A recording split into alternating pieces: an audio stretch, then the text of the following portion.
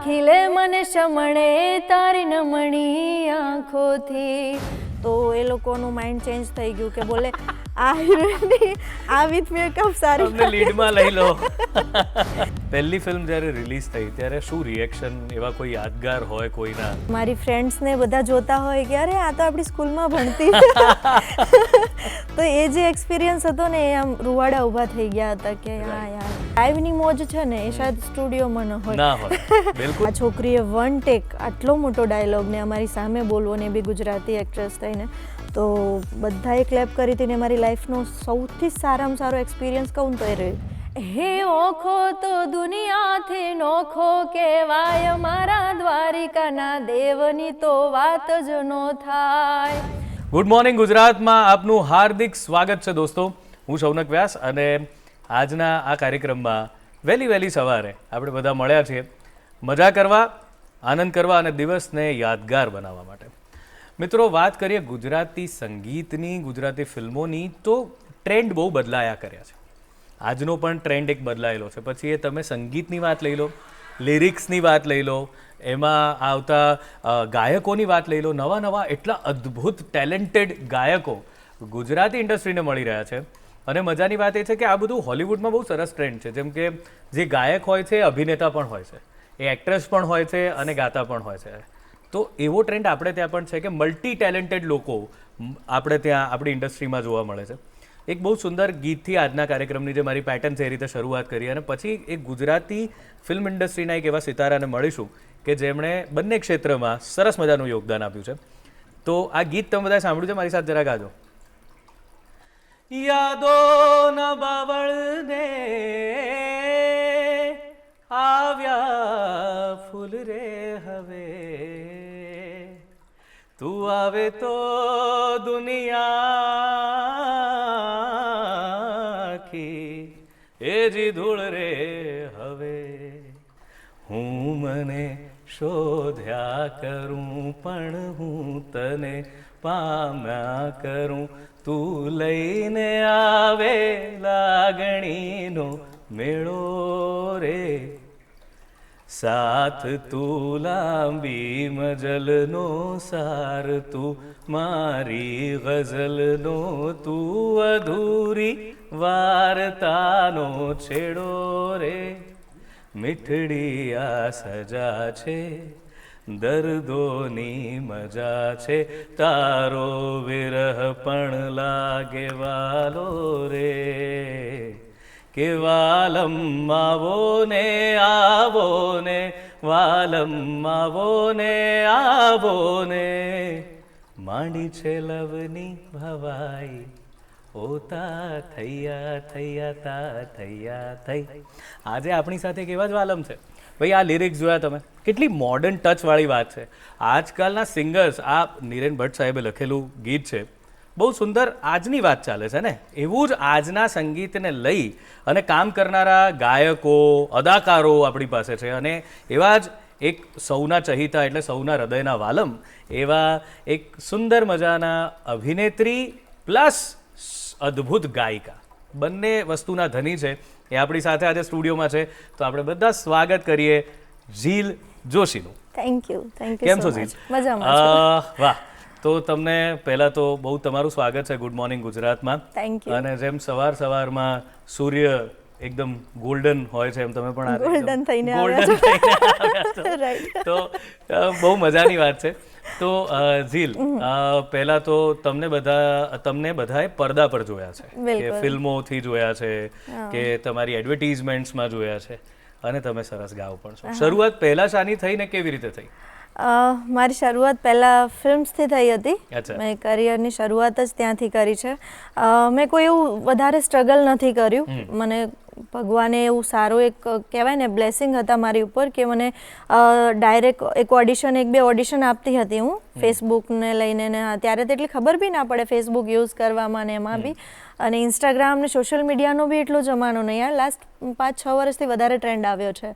એ દરમિયાન હું auditions video બનાવતી મારા ફોનમાં. પછી આપણે જોઈએ ફેસબુકમાં કે હા આ ડિરેક્ટર કે આ એક્ટરને તો મેં જોયેલા છે.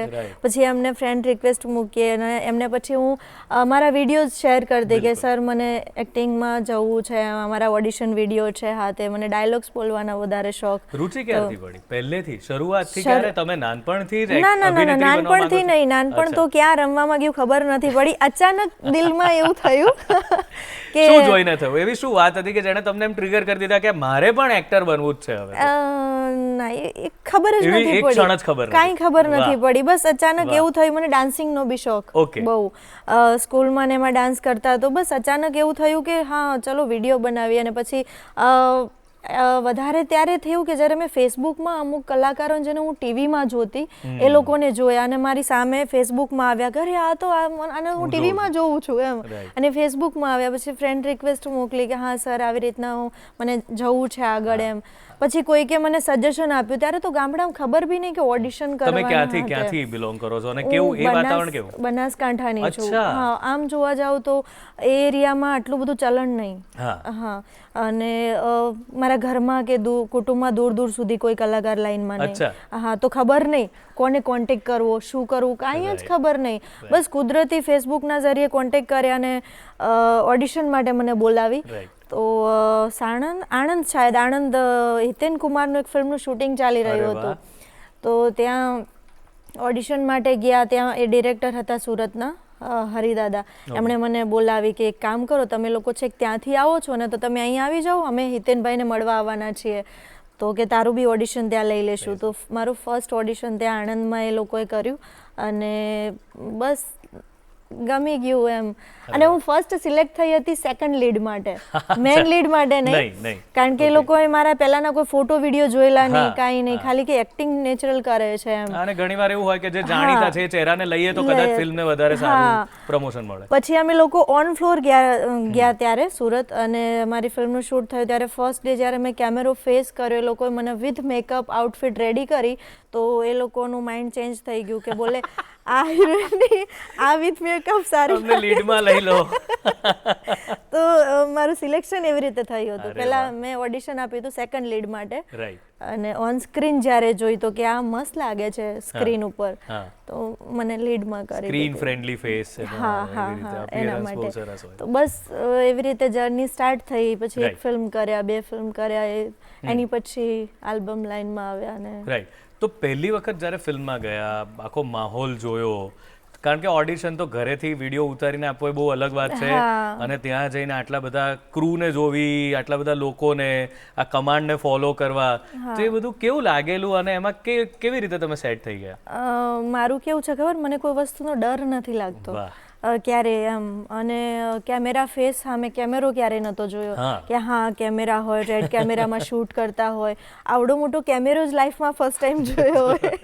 તો બધું એ અલગ હતું, પણ આમ કહેવાય ને કે ત્યાં યુનિટ એટલું સારું હતું, બધા ટીમ વર્ક કરી રહ્યા હતા, તો બધા એટલા વાલથી વધાવીને કે મને ઘર જેવું ફીલ થવા લાગ્યું. સેટ ઉપર કોરિયોગ્રાફર હોય, ડિરેક્ટર હોય, બધા એટલા વાલથી મને રાખતા કે હા છોકરી ત્યાંથી આવી છે, ન્યૂ છે, કંઈ ખબર નથી પડતી. અને તો બધા એટલી સાચવતા, પછી ફ્રેન્ડલી થઈ ગયા. મારા આર્ટિસ્ટ જે હતા મારી સાથે કો આર્ટિસ્ટ, એ લોકો પણ એટલા ફ્રેન્ડલી હતા.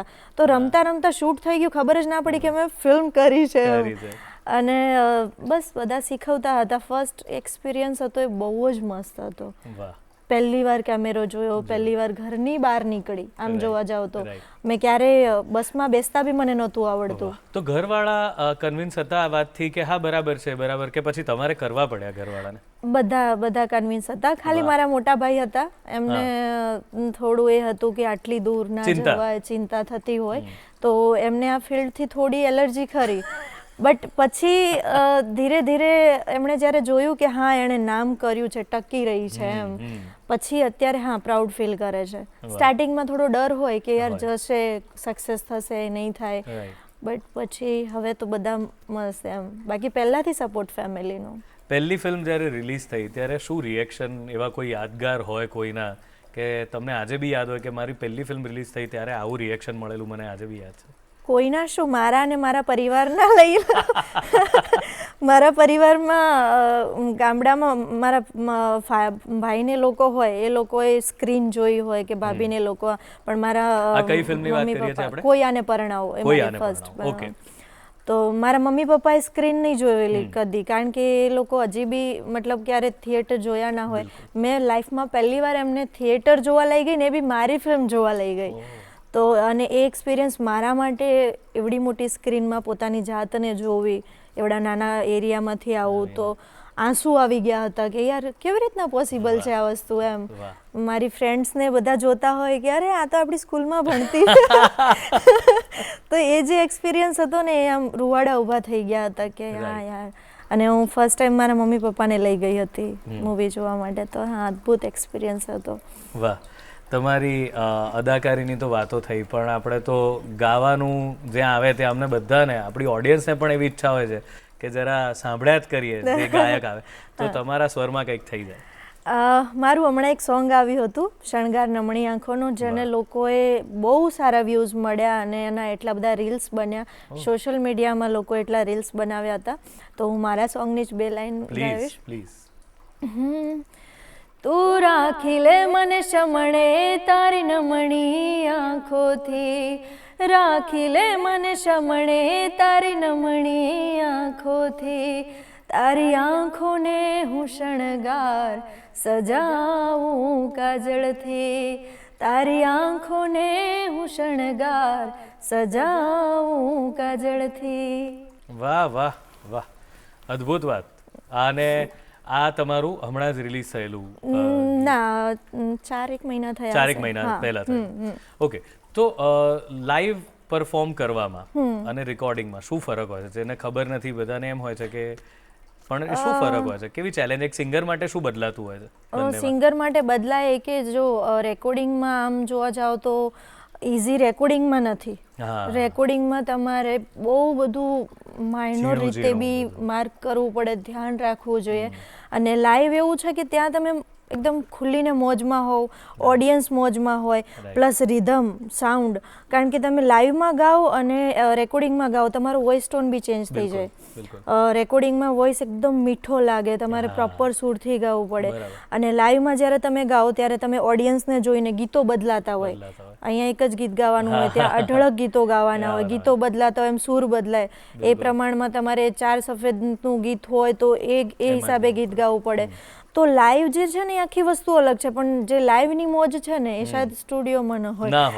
બિલકુલ સાચી વાત. ત્યાં ઓડિયન્સ એટલી મજાની હોય છે, એમની સાથે રમવાનું હોય, એમની સાથે ગાવાનું હોય. ક્યાં સવારના 3-4 વાગે ખબર જ ના પડે. તો બંને ડિફરન્સ છે એમ. તો ગાવાની શરૂઆત કેવી રીતે? આ તો તમે અભિનયમાં આવ્યા ને, તમને પહેલા એક્ટ્રેસ તરીકે તમને નામના મળી ગઈ, તમે આ બધું સરસ તમારી ફિલ્મો આવવા માંડી. તો પછી એવું મ્યુઝિકનો ચસ્કો કઈ રીતે લાગ્યો કે હવે મારે મ્યુઝિકમાં પણ મને રસ છે? એ ક્યારે ખબર પડી? મ્યુઝિકનો ચસ્કો નથી લાગ્યો, લગાવવામાં આવ્યો છે. અચ્છા? પબ્લિક તરફથી. ઓહ વાહ.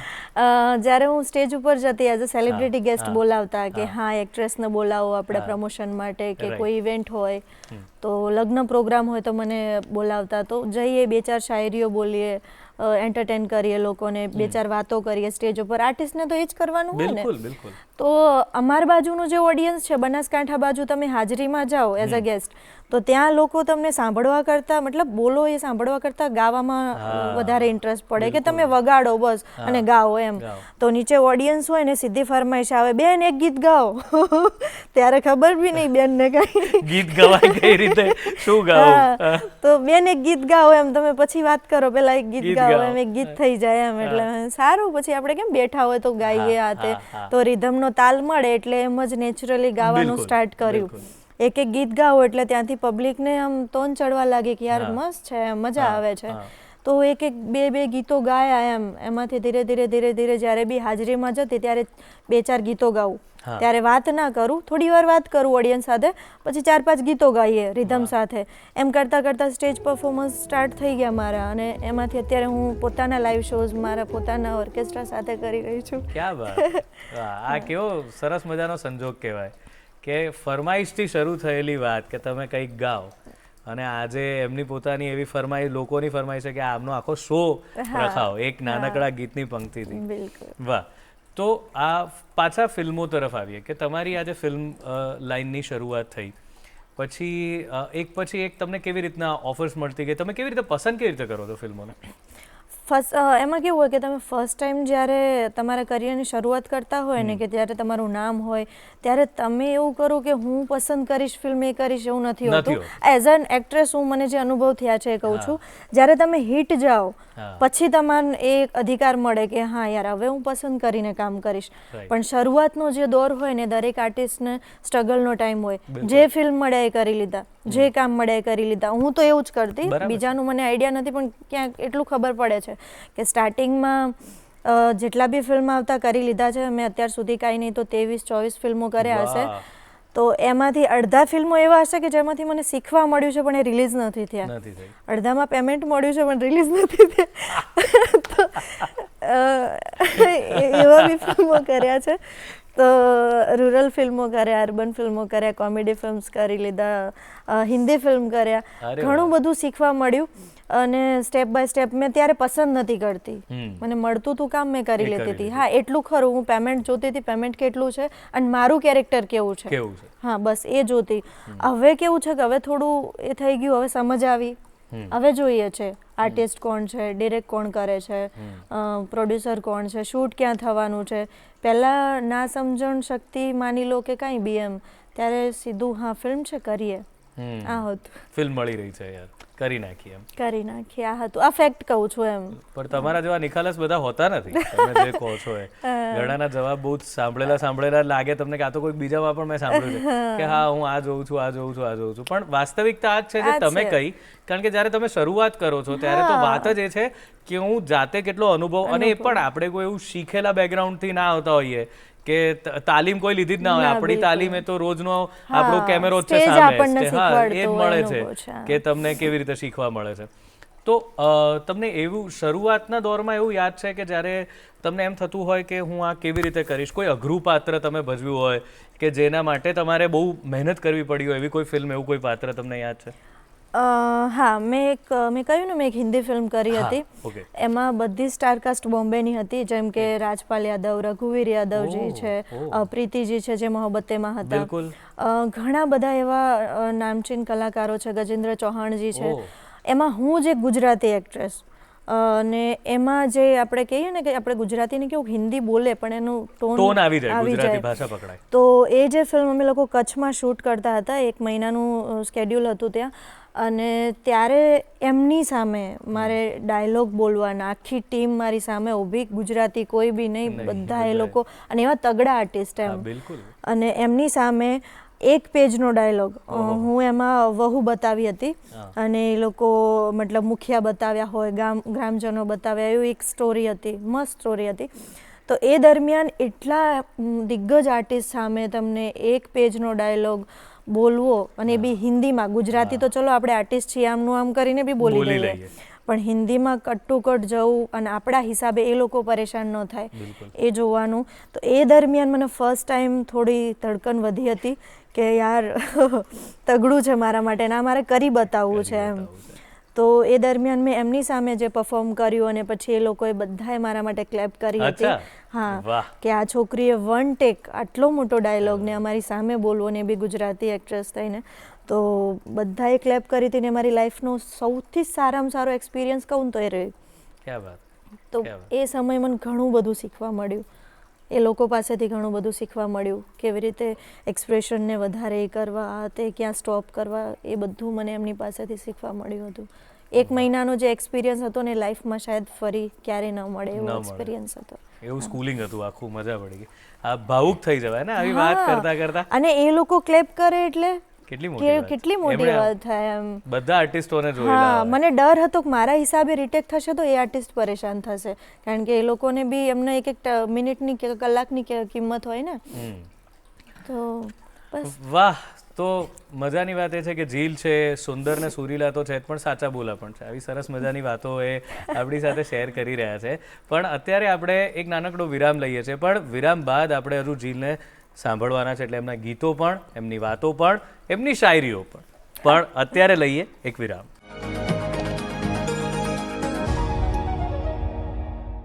ગુડ મોર્નિંગ ગુજરાતમાં સ્વાગત છે તમારું. બ્રેક બાદ બ્રેકમાં અમે પણ જરાક મજાની વાતો કરી લીધી, તમે પણ જરા રિલેક્સ થઈ ગયા છો. પાછા મળીએ છીએ ઝીલ જોશીને અને એમની સાથે આ બધી સરસ મજાની જે વાતો ચાલી રહી છે એનો દોર આગળ વધારીએ છીએ. તો ઝીલ, વાત એવી છે કે તમે આ રીતે ફિલ્મોમાં આવ્યા.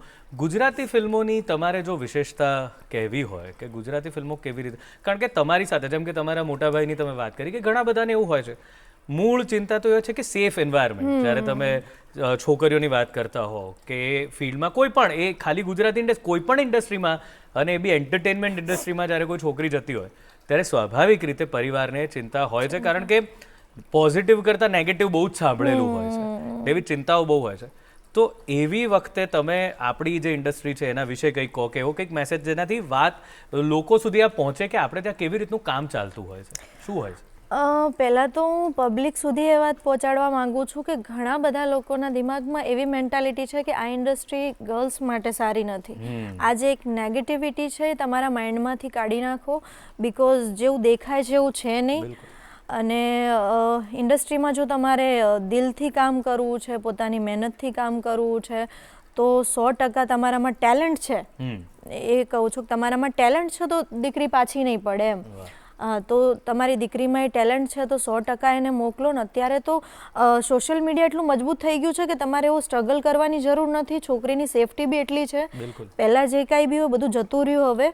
હવે છોકરી એનામાં જો ટેલેન્ટ હોય તે ચાહે એ કરી શકે છે. અને આ ઇન્ડસ્ટ્રીમાં પગ મૂકવો તો હવે બહુ ટફ નથી, એકદમ ઇઝી થઈ ગયું છે. તો એને આવવું હોય તો એના ડ્રીમ પૂરા કરવા દો, તમે સાથે રહો. હવે તો એ પણ છે, પહેલાંની જેમ એવું નથી થઈ ગયું કે હવે ચલો, પહેલાં તો કેવું હતું ફિલ્મના શૂટિંગ 3-3 મહિના ચાલતા, હવે એવું નથી થઈ ગયું. હવે તો બસ જોવો તો મહિનામાં 15 દિવસમાં શેડ્યુલ પૂરા થઈ જાય છે. તો બધું એકદમ નોર્મલ થઈ ગયું છે. તો જાહેર છે તમારા દીકરા દીકરીને આમાં શોખ હોય એવું હોય તો તમે એને સાથ આપો, સપોર્ટ આપો. અમારી ઇન્ડસ્ટ્રી એકદમ સારી છે, સારા માણસો છે આમાં કે જે સપોર્ટિવ છે, જે દરેકને આગળ લઈ જવા માટે બી ઘણા બધા મહેનત કરે છે. અને મેન તમારામાં ટેલેન્ટ હશે તો જ આગળ જશો. તો એ વસ્તુ ધ્યાનમાં રાખવા જેવી છે. અને નેગેટિવિટી કાઢી નાખો. આમ જોવા જાવ તો બધી જગ્યા ખરાબ છે અને આમ જોવા જાવ તો બધી જગ્યા સારી છે. ઘરની બહાર પગ મૂકશો એટલે નથી જ સારું. તમારે શું કરવું છે તમારા હાથમાં છે. તો પોતાની નિયત સારી હશે, પોતાનામાં ટેલેન્ટ હશે તો 100% તમે આગળ જવાના છો. કોઈ નેગેટિવિટી તમને અડી નહીં શકે. એમ ટેલેન્ટની વાત કરી તો તમારી ટેલેન્ટનો એક ફરી એક ઝલક થઈ જાય. ફરી તમારા મીઠા અવાજમાં અમે કંઈક સાંભળવા માંગીએ છીએ. હા, હું શ્રી કૃષ્ણને યાદ કરવા માંગીશ. હે ઓખો તો દુનિયાથી નોખો કહેવાય, મારા દ્વારિકાના દેવની તો વાત જ નો થાય. એ ચરણો પખાળે જ્યાં સાગર ગંભીર, નિર્મળ જ્યાં ખળખળતા ગુમતીના નીર, ને જ્યાં ઠાકરના જ્યાં ભે લહેરાય, મારા દ્વારિકાના દેવની તો વાત જ નો થાય. એ ઓખો તો દુનિયાથી નોખો કહેવાય, મારા દ્વારિકાના દેવની તો વાત જ નો થાય. જય દ્વારકાધીશ. જય દ્વારિકાધીશ. અમારા ઝીલબેનની પણ વાત નો જ થાય એવી છે. બહુ સરસ. અને મેઇનલી તમે જે આ હવે જે ફિલ્મો બની રહી છે, તમે એક બે વાત કરી જે બહુ હોતી નથી, પણ એક રૂરલ ફિલ્મ અને અર્બન ફિલ્મ. હવે તો રૂરલમાં પણ વિષયો એવા થઈ ગયા છે. ખાલી મને લાગે છે કે એમાં શું ભેદ છે અને એ કેવી રીતે અત્યારે બંને ફિલ્મો કેવી રીતે કામ કરી રહી છે આપણે ત્યાં? આમ જોવા જાવ ને તો ભેદ આપણા ઇન્ડસ્ટ્રીના અમુક માણસોમાં ભરેલો છે કે જે લોકો સમજે છે કે આ રૂરલમાંથી આવે છે અને ના, આવું નથી હોતું. વસ્તુ એ છે કે રૂરલના જે છે હીરો હિરોઈન હોય કે એ લોકો હોય, એનું એક અલગ પબ્લિક છે જોવાવાળું, એનો એક વર્ગ છે. એના હિસાબે આપણે નામ પાડ્યા છે રૂરલ એન્ડ આવડું. પણ હકીકતમાં જોવા જાવ તો એનો એક વર્ગ છે કે જે અમુક વર્ગ છે જે નથી જઈ શકતો, મલ્ટીપ્લેક્સમાં જાય એવું બિચારાને એની કન્ડિશન બીજો કે નથી હોતી. હા, અને એ જોવાવાળું જે વર્ગ છે ને એ અઢળક છે. અને આ જે છે કે આપણે લોકો અર્બન ફિલ્મ્સ જોઈએ છે તો એનો બી આખો વર્ગ અલગ છે. તો એ ડિફરન્સ છે. બાકી ફિલ્મો તો ત્યાં બી એટલી સરસ બની રહી છે અને ત્યાં બી લોકોને એટલી ચાહના મળે છે. લોકો ફિલ્મ રિલીઝ થાય તો ટ્રેક્ટર ભરી ભરીને જોવા જાય છે. કારણ કે અહીંયા જોવા નથી મળતું જે તમને, હા, એમાં નથી મળતું. અને બંને બંનેમાં ડિફરન્સ છે. આ બી સારું છે ને એ બી સારું છે. ત્યાંનો બી વર્ગ છે કે જે આને અફોર્ડ નથી કરી શકતો, એટલે એ લોકો સિંગલ સ્ક્રીનમાં જાય છે અને ત્યાં મોજ કરે છે એમ. એટલે બંને અલગ છે ને બંને ભગવાન કરે ચાલે જાય, એ બી ચાલે જાય ને આ બી ચાલે જાય. હવે તો તમે જુઓ તો બધી ભેદરેખા ભૂસાઈ જ ગઈ છે. જેમ કે તમે હેલ્લારો કે લાલો જેવી ફિલ્મ જુઓ તો બેકડ્રોપ તો બહુ રૂરલ પ્રકારનું જ છે કે એક ગામની જ વાત છે, જુનાગઢની વાત હોય, પણ તમે જુઓ તો આજે બધા જ એને માણી રહ્યા છે, જોઈ રહ્યા છે. એમાં બી કપડા ટ્રેડિશનલ યુઝ કરે છે, જે આમાં ક્યારેક ગરબા છે કે ચોયણા કેડીઓ છે ને બધું છે. એનું એ જો રૂરલ વાળા બનાવે તો એવું કે તો રૂરલ ફિલ્મ છે. ડિપેન્ડ છે કે સિંગલ સ્ક્રીનમાં રિલીઝ થાય છે ત્યાંનું ક્રાઉડ જોવા વાળું અલગ છે, એટલો ફરક છે. બાકી આ ફિલ્મમાં બી લોકો ગામડાની સ્ટોરી ઉઠાવે છે, એ જ નળિયાવાળા ઘર બતાવે છે, ઘાઘરો ચોલી પહેરે છે, આખા સોંગમાં ટીકલા ટીકલા કરીને બેઠા હોય છે, સેમ લુક આપે છે. ડિફરન્સ એ છે કે આમાં કલાકાર અર્બનના આવે છે, જે લોકો નામચીન છે એ લોકો, અને આનું આખો વર્ક જોવા વાળો અલગ છે. બસ પણ મેં જોયું છે કે કમિટમેન્ટની દ્રષ્ટિએ જોવા જઈએ ને તો આ જે સિંગલ સ્ક્રીનની ઓડિયન્સ છે ને બહુ જ કમિટેડ છે. એમના માટે એ ફિલ્મો જોવી એ એક જીવનનો વિષય છે. એ મોજ શોખ માટે નથી થતા, એમનામાં એ ધાર્મિકતાથી, એમ કે મારા હીરોની, મારી હિરોઈનની ફિલ્મ આવી છે એટલે હું જોવા જઈશ જ કોઈ પણ ભોગે, અને એ જાય જ છે. જેમ અત્યારે આપણે કહેવું પડે છે કે ભાઈ ફિલ્મ આવે છે જોવા જજો, એવું નથી થતું. એ લોકોને ખબર હોય છે કે ઝીલ જોશીની ફિલ્મ ક્યારે આવી રહી છે અને એ જોવા જાય છે. તો ફેનની જ વાત કરીએ છીએ, તો ફેન સાથે બનેલો કોઈ સુખદ કિસ્સો કે તમને એમ થઈ ગયું હોય કે હા આવા ચાહક મળી જાય કે આવા લોકો મળી જાય છે, આ રીતે આપણને એ કરતા હોય તો સફળ છે આપણું કામ. એવા ઘણા બધા કિસ્સા છે, પણ એમાંનો એક કિસ્સો મને હમણાં જ થયો હતો. ભાદરવી પૂનમ હોય છે, અંબાજી બધા ચાલતા જાય છે, તો ત્યાં સેવા કેમ્પ કરે છે બધા. તો એમાં અમે લોકો બી ફ્રી સેવા આપીએ છીએ. દરેક કેમ્પમાં જવાનું, 1-2 રૂપિયો લેવાનો નહીં, ત્યાં શો કરવાનો. તો દરેક કેમ્પમાં કલાક હાજરી આપતા જઈએ અંબાજી સુધી એમ. તો જે મેન કેમ્પ હોય ત્યાં જઈએ, તો એમાં હમણાં હું એક કેમ્પમાં જઈ તો ત્યાં મારું ગાવાનું ચાલુ હતું. ત્યાં 2-3 છોકરા મળ્યા હતા, આખી એમની ટીમની સાથે આવેલા, ચાલતા, એ લોકો ચાલતા. તો એ લોકોએ ત્યાં મારું પરફોર્મન્સ પત્યું, ત્યાં એ લોકોએ ફૂલ મોજ કરી એમ. અને એમની નીચેથી કમેન્ટ આવતી હતી કે બેન ફોટો પાડવો છે પણ ઊભા રહેજો. હવે કેવું એ અઢળક પબ્લિક હોય, ચાલતું હોય. હા, તો હું મેં કીધું હા પતે એટલે વાત. એટલે હું જેવું પત્યું ને હું ફટલે નીકળી ગઈ. અમારા સ્ટેજથી ઉતરવાનું પાછળના ભાગમાં હતું, તો ત્યાંથી ઉતરીને હું નીકળી ગઈ. એ લોકો ત્યાંથી પીછો કરતા એટલી સ્પીડમાં ચાલ્યા. અમે ગાડીમાં હતા કે ગાડીમાંથી, કારણ કે ગાડીમાં ટ્રાફિક એટલું કે ગાડીમાં જતા તમને વાર લાગે, પણ ચાલતા એટલો ટાઈમ ના લાગે. 2-4 કિલોમીટરે કેમ્પ હોય, તો એવી રીતના અમારે 3 કે 4 કિલોમીટરના અંતરે કેમ્પ હતો. એ લોકો એટલી સ્પીડમાં ચાલી અને ત્યાં મારું પરફોર્મન્સ સ્ટાર્ટ હતું ત્યાં આવ્યા પાછા કે બેન અમે તમને ત્યાં કીધું હતું, તમે ઊભા ના રહ્યા. ચાલતા એટલી સ્પીડમાં ત્યાં એ લોકો પહોંચ્યા કે અમે ચાલતા આવીએ છીએ ને, હવે ફોટો પાડવા દો. મેં એમને ફોટો પાડવા દીધો અને બિચારા કે ના અમે તમારી ગાડીનો કાચ સાફ કરી દે. મેં કીધું ભાઈ આવું ના કરો. હા, ભગવાન કસમ, સરસ્વતીની કસમ. એ લોકો કે અમે ગાડીનો કાચ તમારો સાફ કરી દે. મેં કીધું આવું બધું ના કરશો, હું હાથ છોડું તમને. પણ મારી ભૂલ થઈ ગઈ કે હા, પછી એમની જોડે મેં ફોટો પાડ્યા, વિડીયોઝ ઉતાર્યા, રીલ્સ શૂટ કર્યા. મેં કીધું હવે તમે હેપી ને એમ. તો એ જે મને 3-4 છોકરાઓ મળ્યા હતા ને, એ ગજબ હતા.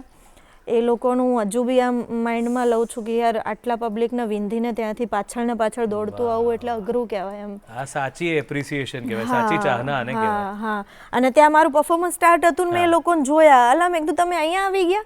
એ મારો વિડીયો બી બહુ વાયરલ થયો હતો. હા, મેં ચાલુ માઇકમાં બોલ્યું હતું, મેં કીધું અહીંયા બી આવી ગયા એમ. તો લોકોએ વિડીયો બી બહુ વાયરલ કર્યો હતો. વાહ. એ એક્સપિરિયન્સ ગજબ હતો. ક્યાં વાત. સોશિયલ મીડિયાની તમે વાત કરો છો, તો સોશિયલ મીડિયાનું કેમનું હોય છે? આપ કેવા એક્ટિવ છો અને આપ કેવા પ્રકારની વસ્તુઓ એની પર મૂકો અથવા જોવાનું પસંદ કરો છો? સોશિયલ મીડિયાનું કેવું છે કે અત્યારે જરૂરી છે લોકોને આગળ જવા માટે. ઘણી વખત એવું થાય છે કે અમુક જે એમ જ વિડીયો ક્રિએટરો હોય હાથે, એના હિસાબે અમુક આર્ટિસ્ટનું બધું હવે ઇક્વલ થઈ ગયું છે આમ જોવા જાઓ. કારણ કે બધાના મિલિયન ઓલા છે, ફોલોવર્સ છે. જોવા જાઓ તો સારા આઈડી એવા ક્રિએટરો એવા છે. તો આમ જોવા જાઓ તો સોશિયલ મીડિયા બહુ મજબૂત છે અને જરૂરી છે કલાકાર માટે. એના કોઈ બી સોંગ આવ્યા હોય તો તમે કોઈ ક્રિએટર પાસે વિડીયો ક્રિએટ કરાવો તો ઘણીવાર કે 5-10 જણાએ તમારી રીલ બનાવી દીધી એટલે એ સોંગ ટ્રેન્ડિંગમાં આવી જાય. એટલે સોશિયલ મીડિયા મજબૂત છે એટલું સારું છે અને બધા માટે ઇઝી થઈ ગયું છે. પ્રમોશન કરાવવા હોય તો ઇઝી થઈ ગયું છે. તો એક વે જોવો તો બહુ સારો છે. અને એક વસ્તુ મને ખટકે છે એ છે કે અમુક 2-5 માણસો એવા છે કે જે દીકરીઓના અમુક ફોટો વિડીયોની મજાક બનાવતા હોય છે. તો એનો મિસયુઝ થાય છે સોશિયલ મીડિયાનો, તો એ ન કરવું જોઈએ. એ લોકોને કહું છું કે યાર એ દીકરીની તમે ઇજ્જત ઉછાળો છે, ખરાબ વસ્તુ છે સોશિયલ મીડિયા જરીએ, તો એવા વિડીયો પોસ્ટ ના કરશો. એ એનું કામ કરે જાય છે, તમે તમારું કામ કરે જાઓ. તો એવું કોઈ બી કામ ના કરે જેથી બેન દીકરીની લાગણીઓ દુભાય. બિલકુલ બિલકુલ. દરેક જણ આનો માધ્યમ તરીકે જ આખરે તો ઉપયોગ કરી રહ્યા છે. એમની ઈચ્છા પણ એવી જ છે કે આ માધ્યમથી એ લોકો સુધી પહોંચે. તમે જેમ કીધું એમ કે તમારે બહુ સ્ટ્રગલ કરવી પડી કે ફેસબુક પરથી એ વ્યક્તિનો તમે એને મેસેજ કરો, એને વિડીયો, પછી એ જુએ, જવાબ આપે, બોલાવે, એ બધી બહુ મહેનત પડી. પણ આજે એવું શક્ય છે કે તમે એક કંઈક કન્ટેન્ટ બનાવીને મૂકો છો અને જો વાયરલ થઈ જાય છે અથવા તો લોકો સુધી પહોંચી જાય છે તો તમને જલ્દીથી તક મળે. બહુ સારું છે અત્યારે, કહું છું ને કે બહુ સારું છે, એકદમ ઈઝી છે માર્કેટમાં આવવું. એમ કોઈ બી ફિલ્ડમાં જવું ઈઝી છે. પહેલા બહુ ટફ પડતું, સિંગિંગ લાઈનમાં જવું ટફ પડતું, આમાં રહેવું ટફ પડતું, એક્ટિંગ કરવી ટફ પડતી. હવે એવું નથી એમ. રાઈટ. પણ સામે એવું માનો છો કે આ એક બધી પણ એવી થઈ છે કે હવે તમારા જેવા વ્યક્તિ કે જેણે બહુ જ મહેનત કરી છે અને એ અહીં સુધી પહોંચ્યા છે, અમુક જે છે હવે ધારો કે એ રીલ બનાવી કે કોઈ, એ બહુ નાનું કામ છે, એમાં બહુ જેમ કે તમે એક પેજનો ડાયલોગ બોલો મોટી વાત છે, હિન્દીમાં બોલો મોટી વાત છે, એ બધું કરીને જે પોતે કલાકાર બને છે અને એની સામે જે કોઈના બોલેલા ડાયલોગ પર ખાલી લિપસિંગ કરે છે કે કોઈ, એ જરાક જલ્દીથી મળી જતી પબ્લિસિટી તો છે, પણ એ ક્યાંક આગળ જતા એ રોકાઈ પણ જવાની છે, તો શોર્ટ ટર્મ સક્સેસ છે, તો એ જરાક અઘરું નથી હવે? કહેવાય નહીં, પણ હા, મેં તમને હમણાં જે વાત કરી, ભલે બે શબ્દમાં કીધી, પણ મેં કીધું કલાકાર માટે આ બધું થોડું ઇક્વલ જેવું થતું જાય છે, એ જ મેં એના માટે જ કીધું. પણ હવે કેવું છે કે હા, બધા કરે છે, મહેનત કરી જાય, એમનું કરી ખાય એવી રીતના એમ, એટલે આમાં વધારે નથી બોલવાનું. પણ વાત સાચી છે કે એક છે કે સોશિયલ મીડિયા, કલાકાર એ કલાકાર રહેવાનો છે, એ ફેક્ટ છે. બિલકુલ બિલકુલ.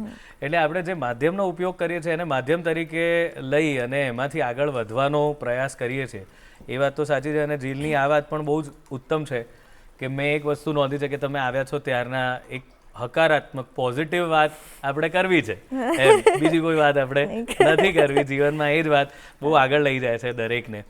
તો આ તો છે. હવે તમે શું વિચારી રહ્યા છો આગળ, કે આગળ શું કરવું છે? તમે પોતાના પણ હવે તો ગીતના વિડીયોઝ, આલ્બમ બનાવો છો અને મૂકો છો અને એને બહુ જ પ્રસિદ્ધિ મળી રહી છે. હવે શું આવી રહ્યું છે નવું? નવું 1-2 સોંગ મારા રિલીઝ થવાના છે, લગ્ન ઉપર છે. અને હા, તો એ બહુ સારા છે અને એ લોકો અમે મસ્ત આમ મેશઅપ ટાઈપ કર્યું છે. આઈ એમ શ્યોર કે પબ્લિકને બહુ ગમશે. મારી ચેનલ છે બાવરી ફિલ્મ્સ એન્ડ વ્લોગ, એમાં અમે રિલીઝ કરવાના છીએ. અને બાકી તો બસ હવે લગ્નના બધા પ્રોગ્રામો તો જો કે અમને તો હવે કમૂરતા આવી ગયા એટલે હમણાં બાકી પાછી સ્ટાર્ટ કરીશું પાછા. પણ આ તમે જો વાંધો ના હોય એમ તો ગીત અલગ જ છે જ્યારે આવવાનું છે ત્યારે, પણ એ ગીતો જે આવવાના છે એની કોઈ ઝલક થઈ જાય તો શું અમારી ઓડિયન્સને ખબર પડી જાય કે આવવાનું છે તો રાહ જુએ? ના, એ સોંગ હાલ અત્યારે નહીં કહેવાય, રિવીલ નહીં થાય, લિરિક્સની કોપી થઈ જાય છે. હા, બહુ સાચી, એટલા માટે બહુ સાચી વાત. તો કોઈ પણ બીજું કંઈક પણ હમણાં તમે જે દ્વારિકાના નાથનું સંભળાવ્યું, કંઈ પણ બીજું સંભળાવો કે જે ઓડિયન્સ તમારી પાસેથી કાયમ ફરમાઈશ કરતી હોય છે તમે જ્યારે જાઓ ત્યારે, એવું કંઈક. મારું એક સોંગ છે, આમ જોવા જાવ તો અમે લોકો સ્ટેજ ઉપર હોય ને એટલે કેવું હોય, ઓડિયન્સની ફરમાઈશ કેવી હોય ખબર? એકદમ તતંગ વાળા ગીતો જે દેશી પ્યોર ચાલતા હોય, ડાન્સ કરવો છે, નાચવું છે, મન મૂકી, જેણા ઘૂઘરા વાગે છે ને બરાબર, એ ટાઈપના બધા અમારા દેશી ગીતો ચાલે છે. પણ મારું એક સોંગ છે એ 3 તાળીમાં, એ લોકોએ એને બી બહુ વધાવ્યું હતું, તો હું મારું સોંગ જ ગાઈશ.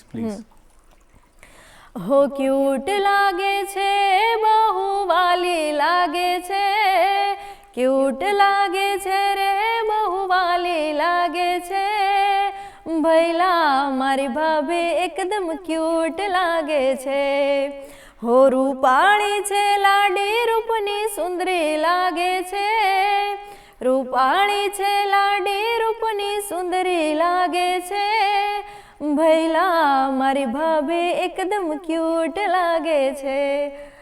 અમે મેરેજ માટે સ્પેશિયલ કર્યું હતું, ભાઈ ભાભી માટે, અને એમાં લોકોએ ઘણા બધા સોંગ ઉપર પરફોર્મન્સ કર્યા છે, જે નણંદ હોય એ ભાભી માટે શોમાં કરતી હોય. કેટલી સરસ વાત છે. જેમ કે હમ આપકે કોનમાં પેલું દીકતાના છે ને, વાત રિલેશનની છે. હવે આવા રિલેશન પર ગીતો નથી બનતા, એટલે થાય છે શું કે આપણે ભાભી માટે કંઈ કહેવું હોય કે ભાઈ ભાભી માટે કહેવું હોય તો બસ આવા 1-2 ગણ્યા ગાંઠ્યા ગીતો છે. તો ભલે આજની લેંગ્વેજ છે, આ જેમ કે ક્યુટ શબ્દ છે એ ગીતમાં મૂકી દેવામાં આવે, એનાથી એવું થાય છે, મેં જે શરૂઆતમાં જ વાત કરી કે કનેક્ટ મળે છે. એવું આજના ગાયકો, આજના લેખકો, ગીતકારો કરી રહ્યા છે કે કનેક્ટ મળે છે, કે જે આપણે રૂટીનમાં બહુ ક્યુટ લાગે તું આજે યાર. તો જો હવે ભાભી ક્યુટ લાગે છે એવું જ કહે છે ને આજના બધા જે નણંદ હોય છે કે આજે ભાભી બહુ ક્યુટ લાગો છો, બહુ ક્યુટ લાગો છો. તો એને ગીતમાં કેમ ના લઈ શકાય? વાહ. તો જીલ, ખરેખર મજા પડી ગઈ આજે તમારી સાથે વાત કરીને. અને એક બસમાં પણ જીવનમાં જે છોકરી ન બેઠી હોય એ આજે દૂરદર્શનના મંચ પર છે કે લોકોના હૃદયમાં પોતાનું સ્થાન કરી શકી છે, તો એ કોઈ પણ છોકરી કરી શકે એનું ઉદાહરણ જીલ જોશી છે.